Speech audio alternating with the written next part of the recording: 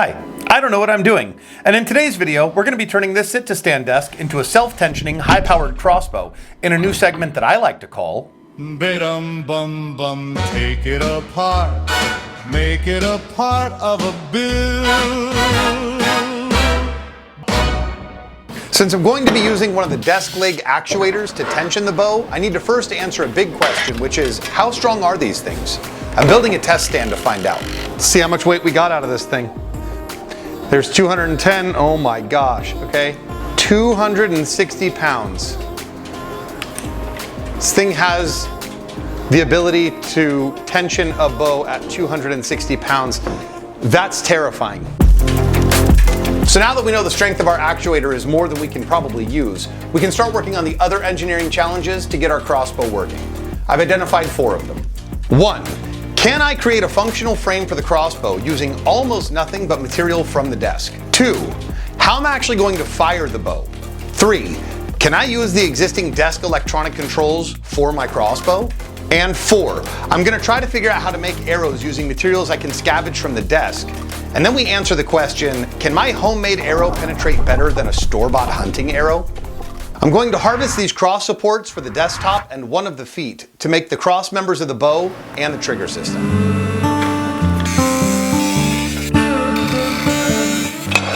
I've got to save every bit of scrap I get from this because you never know what part's going to come in handy.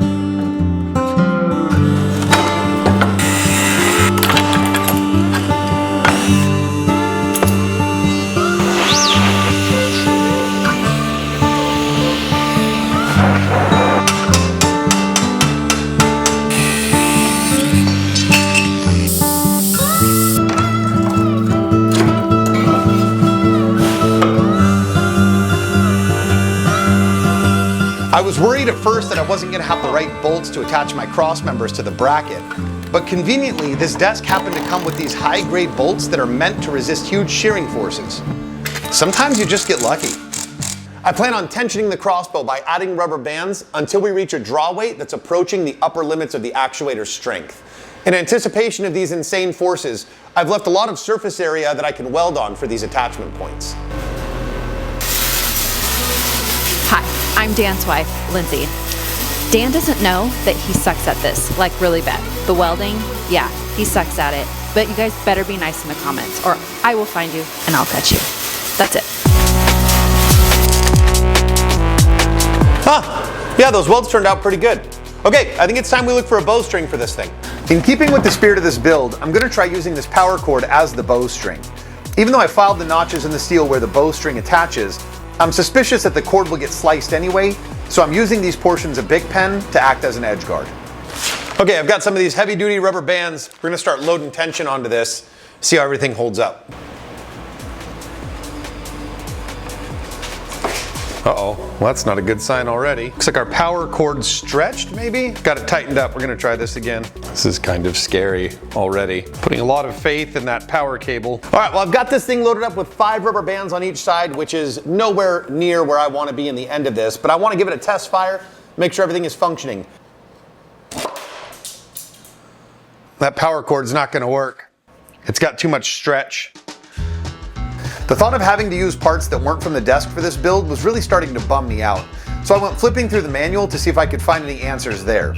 Lo and behold, these desks come with a spare crossbow string. Can you imagine my luck?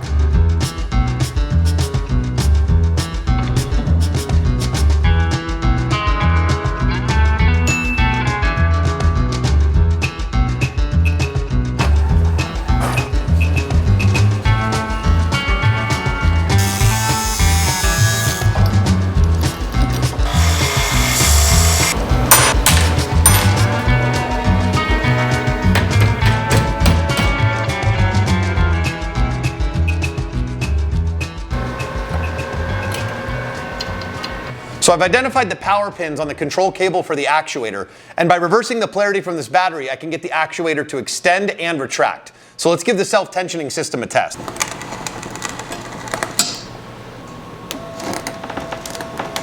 Oh, that's beautiful.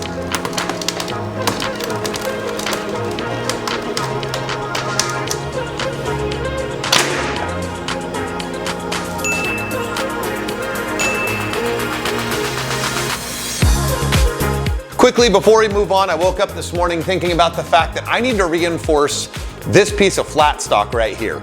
It's going to be holding a lot of tension as we add more and more rubber bands, so I'm going to add a reinforcement ridge to the center.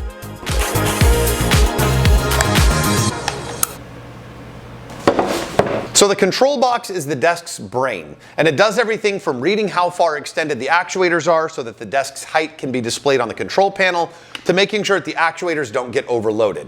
The issue I have, though, is that it won't operate unless both actuators are plugged into it. I'm going to step into my office and take this control box apart. I'm hoping there's a really simple solution in here somewhere, because I don't think this is something that I can reprogram. Fortunately, it looks like this controller board is actually broken up into a power board and a controller board. We're getting about 31 volts DC from the power board, so I'm going to try hooking up this 18 volt Makita battery to see if the control board will accept that voltage. So I had a thought. If the control board needs input from both actuators in order to work, what if I just jumpered out all the pins where the actuators plug in? This might trick the control board into thinking it's getting two sets of data when it's actually just one actuator. It's worth a shot. Okay, well, I've got this all jumpered out, so the first thing we need to hope for is that powering it on doesn't just cause it to explode right off the bat. Let's give it a shot.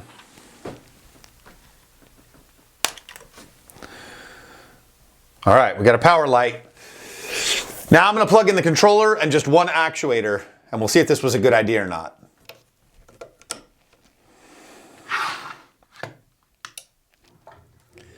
All right, we've got up movement, and we've got down movement. It works. Now I just need to hop into Onshape and create a housing for the electronics that attaches to the back end of the crossbow. Are you tired of dealing with difficult to operate and confusing 3D printers? Has your filament become a filamental burden? Well, you're not alone. That's why you need JustWay. With JustWay, you can turn your files into reality without the headache. And 3D printing isn't the half of it. In a jiffy, your parts can be CNC'd, vacuum casted, or injection molded. So use the link in the video description to head on over to JustWay today. This part turned out perfect, so after installing the control board, I just needed a way to attach the control panel. A huge thank you to Bamboo Labs for sending over this incredible P2S printer. I'm printing these brackets for the control panel out of bamboo polycarbonate filament, which is tough as nails but has enough give so that the panel can be snapped on and taken off to adjust its position. With the electronics complete, it's time to see if we can make some arrows out of the desk.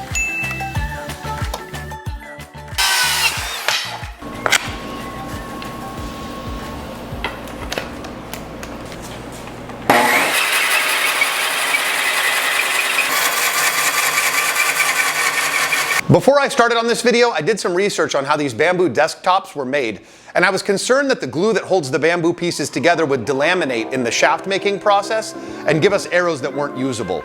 That turned out to be a valid concern. So I got these wooden dowels. Now I should have everything I need to make my own arrows.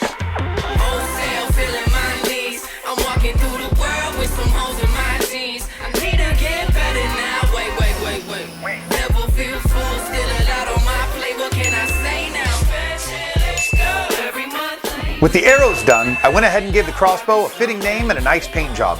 It's time to go shoot this thing. So we're going to test all the other arrows I made, but we're going to save this one for last. We're going to find out if this arrow, specifically made for penetration, can penetrate ballistics gel better than this store-bought professional grade hunting arrow.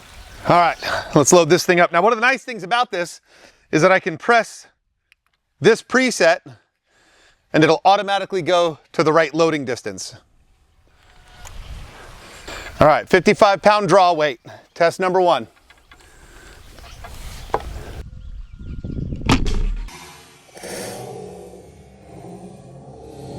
Wow, well, we're dealing with quite a bit of power out of this thing already at just 55 pounds.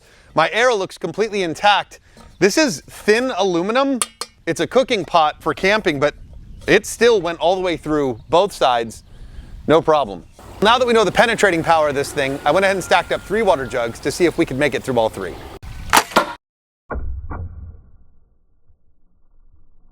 Well, we're definitely lacking in aim, even though we've got a lot of power. So I'm gonna switch over to some of the store-bought arrows to get my aim dialed in, and then we'll go back to the homemade ones.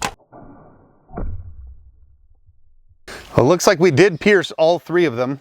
Came out the back, but I think it got stopped by contact with the tables. We're gonna try a broadhead. I'm just gonna aim high and hope that I hit center of target.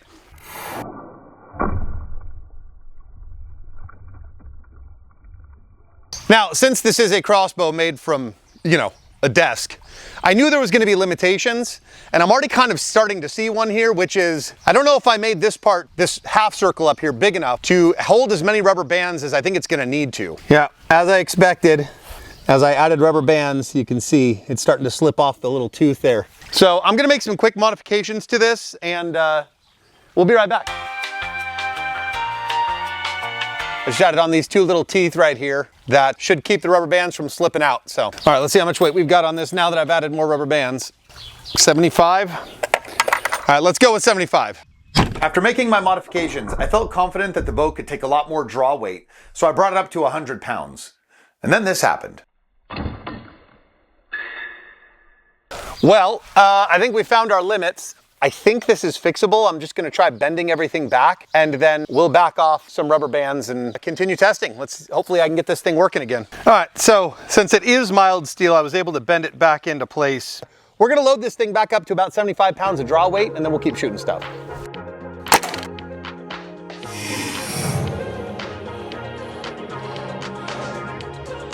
All right, well, we're gonna do our ballistics gel test. We're gonna start with the store-bought arrow. If you've enjoyed this video, please like, subscribe, and even check out some of the other videos on this channel. I think you'll like what we've got.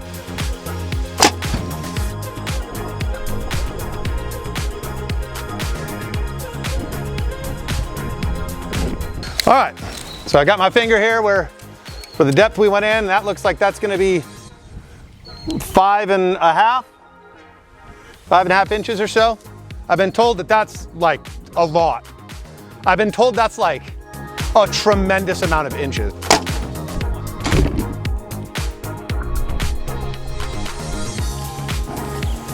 Now you might think I'm lying, but we got 1/4 of an inch more.